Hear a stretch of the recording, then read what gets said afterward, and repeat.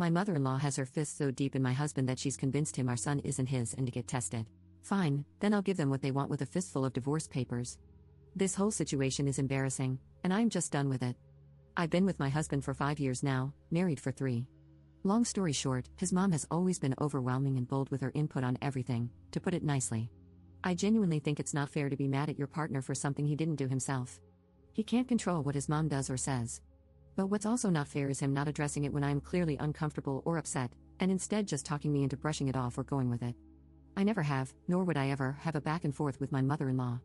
It's just not worth barking at each other. I always brush it off if it's a snarky comment, or if it's a better way to do something in her opinion. I'll just tell her thanks for the suggestion, but we are fine. It's actually true, the saying when you marry someone, you marry their family. I think the way to handle it is that each spouse should keep his side of the family in line, for lack of a better way to say it. I deal with my parents and their shenanigans, and I expected him to do the same. But he never did. Instead, he always asks me to give her some grace. Well, it's hard when that person is insulting you. For a while now, she has been making comments about how my son doesn't look like my husband when he was a toddler, basically accusing me of sleeping around. This, rightfully so, upset me. Sorry, my genes are strong? What am I supposed to tell you? I was short with my husband because he didn't address how out of pocket and disrespectful this whole thing is. It has been a week since my husband, well, soon-to-be ex-husband, told me that he would be doing a paternity DNA test, not because he thinks our son isn't his, but to shut his mom up. Yes, exactly what you read. I don't know which is worse, him accusing me of cheating or this, but all I know is that this is audacious. I didn't cheat, and I am not concerned one bit about the test results. I wasn't going to stop him from taking a DNA test or whatever, but I just know I don't want to deal with this any longer. I'm looking for an apartment, and I talked to a lawyer the day after he brought up the DNA test. We'll be getting the results in 2 days. I almost can't wait. He will also be getting divorce papers with those results, which I know for a fact he won't see it coming. I tried my best to make this whole thing work and to manage my relationship with my mother-in-law as gracefully as possible. But thinking about it, it's not just my mother-in-law that's the problem, how he is handling things is also a problem. And as a side note, I have never been more glad that I didn't leave my job when I got married. He makes more than enough to take care of the financial side of things. I thought I would get bored, but I only have to be on site 2 days per week. Also, I really love my job and the company, so I didn't leave. I know that divorce can be hard on kids, but I also experienced the other side. Living with 2 parents who hated each other and fought almost all the time is as hard, maybe even harder.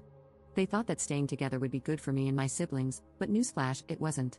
It was traumatizing, to say the least. I don't want my son to live like that because, I'll tell you one thing, I just can't stand my husband anymore. I don't know if this is a weird way of saying it, but I just don't respect him anymore, if that makes sense. I just see an unreliable man, and I know for a fact that our fights won't be the same as before. I would have said what a waste of 5 years, but I have a sweet and smart gremlin now, and having a child really pushes you to be better and to do better, so I can't complain. Update 1. Here to update you, as a lot of people were interested. But real quick, I have a comment about my last post. Please, if you are going through something serious, think twice before posting it. Obviously, I was expecting people to tell me I'm overreacting, but seeing people leave comments like, "You're a disgusting piece of crap, and I hope he takes your child from you in the divorce so you realize what kind of monster you are," was unnerving. As for the update, the day he was supposed to receive the results, I called my father-in-law and invited them to come over that evening. My husband was working when he got the results. He sent them to me and told me he would talk to his mother to finally put this to rest. I informed him that I had already invited them for that evening and that I was just waiting for my apology before I left. I asked that he come home so we could talk before they came over.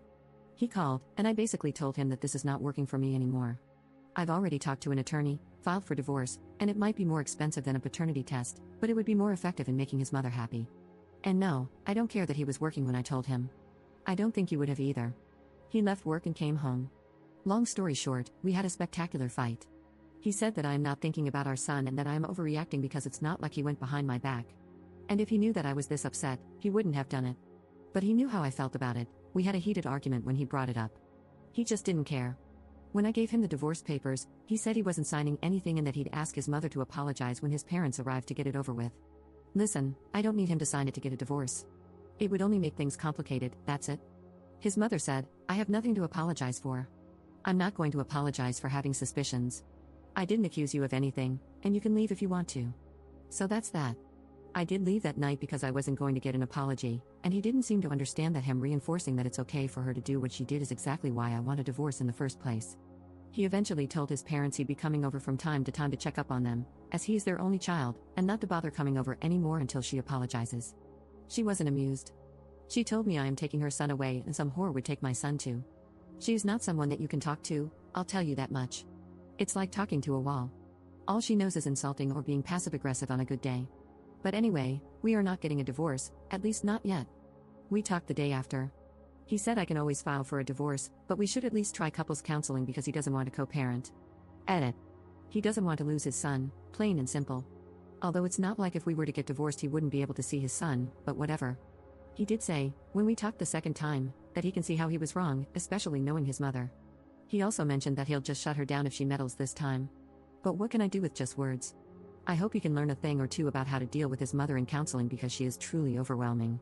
If counseling helps him understand that a couple means two people, not three, and that our marriage is a bit crowded right now, that's enough for me. People saying that I'm overreacting in my last post made me ask myself, do I actually want a divorce, or am I just mad? I wanted the divorce at the time, it seemed like the only solution. But if counseling helps us, I can try to work things out. I hope this is a good decision. If not, I am not stuck. I'll take my son and leave. I have a friend who got divorced in 20 days, an uncontested divorce.